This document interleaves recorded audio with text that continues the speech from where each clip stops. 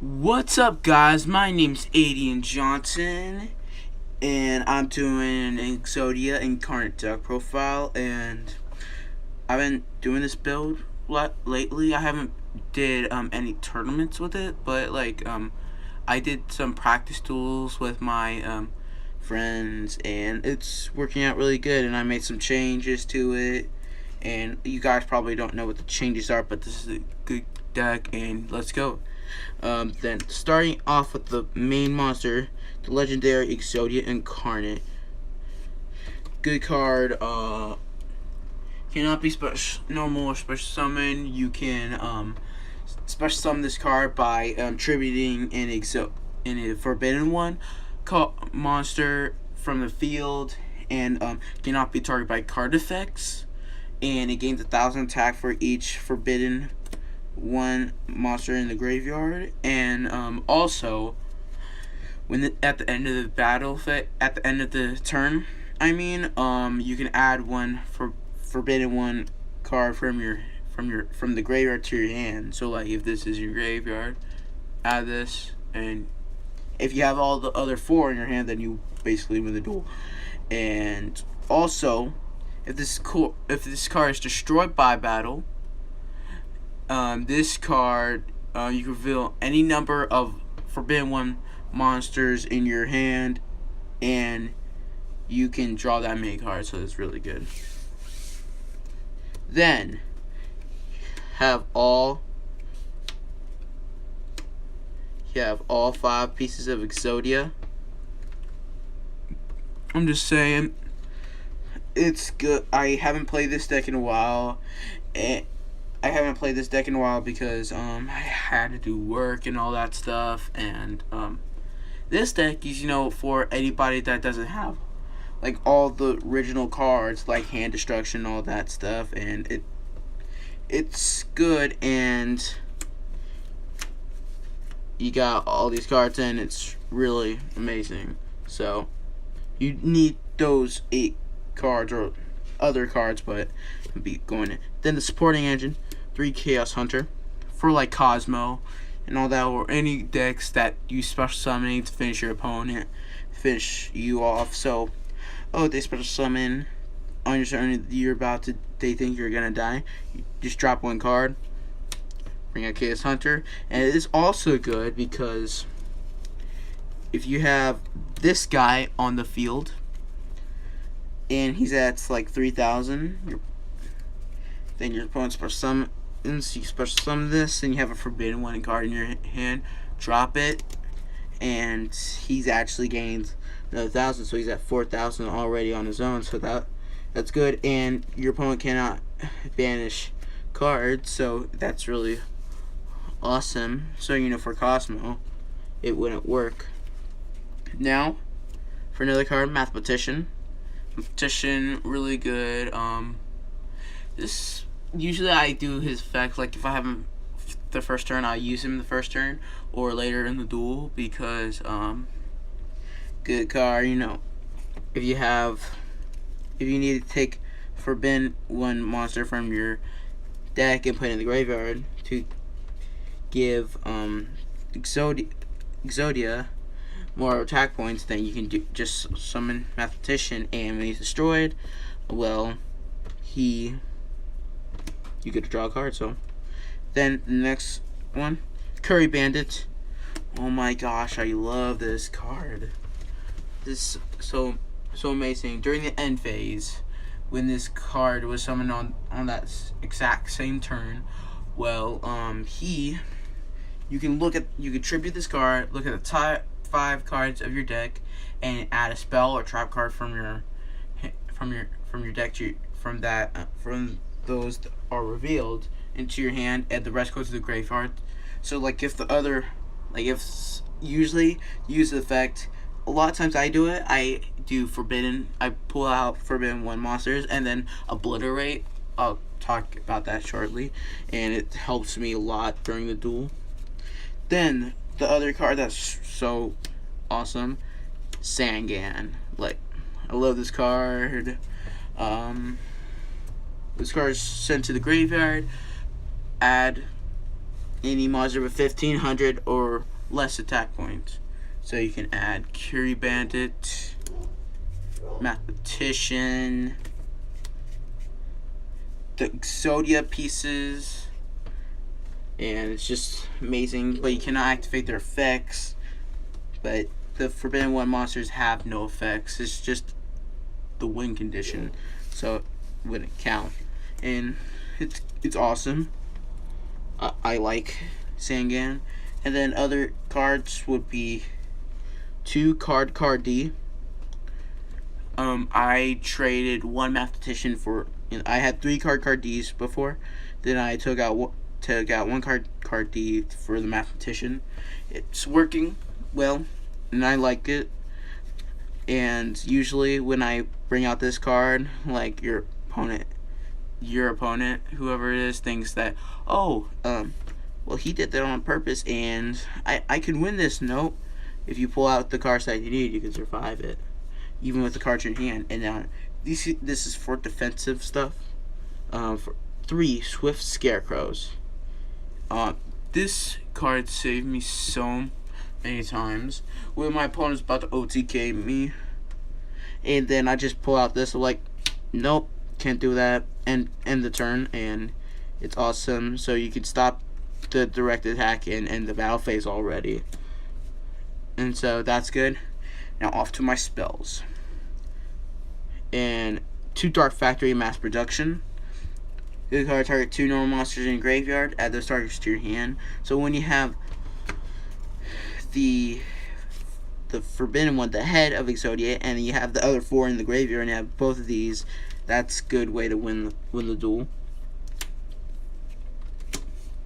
And then the next card is 1 Foolish Burial. Send your pieces to the graveyard so you can buff up the legendary Exodia.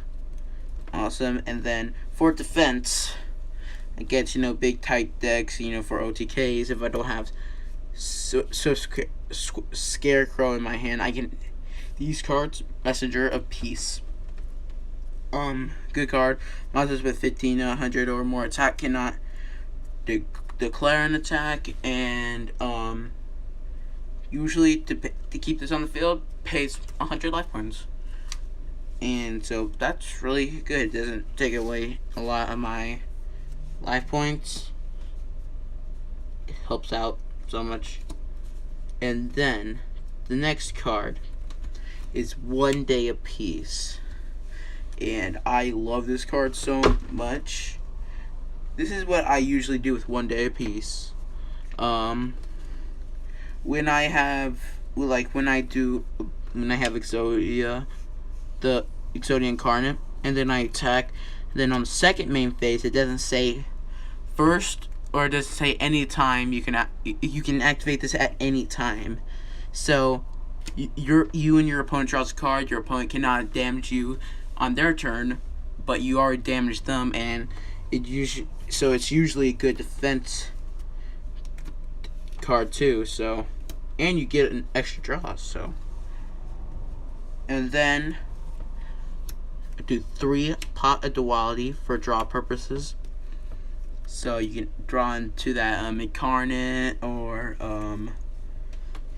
your pieces, or your Swift Scarecrow, or any card that you need to activate plays on your next turn, or on that turn, on your next turn. Then you can do it. The sad thing about this is you cannot special summon on the turn that you activate this card. So that's what I hate about this card.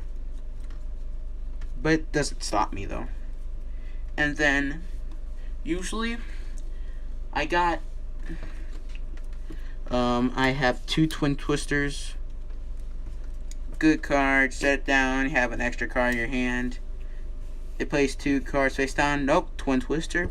Destroy your cards.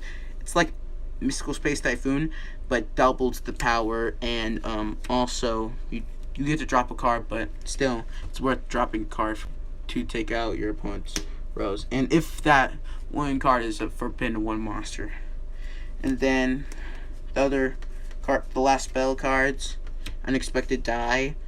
if you control no monster, special summon one level 4 or lower normal monster in your deck. So if you have this card and Incarnate in your hand, you can special summon Forbidden One monster, then special summon Incarnate, then if you have Mathematician in your hand or other things, then you can activate plays. And then the last card, the last spell card is Upstart Goblin. Your opponent gains 1,000, you draw a card. So good. Now, off to traps. Now this is for defense when your opponent special summons a monster. These are the cards that when he ever does anything. Bottomless Trap Hole, when he special summons a 1,500 or more attack, destroy it, and if it's successfully destroyed, banish it. Compulsory Evacuation Device. So whenever my opponent is trying to take down my Exodia Incarnate, I can activate my trap, bounce that back to their hand. It can't do anything, and it's like Bottomless Trap Hole, but you gotta pay 1,000, and it can negate any summoning or anything that summons or monsters. So that's, and then the last card that helps out the Exodia Incarnate engine a lot, Obliterate. 3 of it, because you want to see this every time in your duels, because if without it, then it's like you're helpless sometimes. And it's really good. You can target one monster on the field, and target one Forbidden One monster from your hand or from your deck, and put it in the graveyard and return that target monster that you choose. So the thing is, this is the combo I do. I do Exodia when he's on the field, activate Obliterate, and then target my Exodia, send a Forbidden One piece, and this card is unaffected by card effects, so Obliterate would do anything to Incarnate, and he would stay on the field, and then he would get buffed up because of the Forbidden One that's sent to the graveyard, and he gets powerful. It's just, I love it. And when this card is destroyed, so if this card is destroyed by a card destroyed by Mystical Space Typhoon, Twin Twist, or anything sent to the graveyard, well, you can add the Forbidden One monster or Exodia card from your graveyard to your hand. So it's really good. It wins some games for me. So like if I activate Twin Twister and destroy my opponents and destroy my Obliterate, because like if I don't have anything other in the deck, also I can just activate it. Then add this, or this. It just helps a lot. And well, that is my deck profile, you guys. And if you have any questions about my deck profile, comment down below. And I want to know, anybody that does this, go down in the comments below and think of what did you guys think of my deck profile? Is it good, bad, even? And if you guys can help me with helping me build it more, like what cards should I use? Like, I know Hand Destruction, but like what other cards?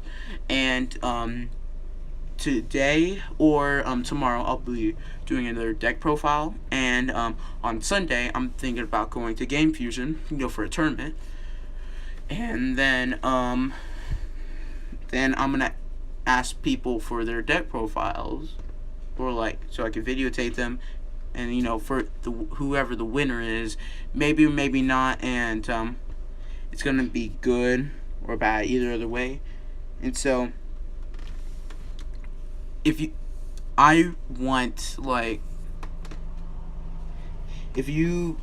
guys can do more than 20-30 likes, I'll do another deck profile shortly, and it'll be another deck profile than Exodia.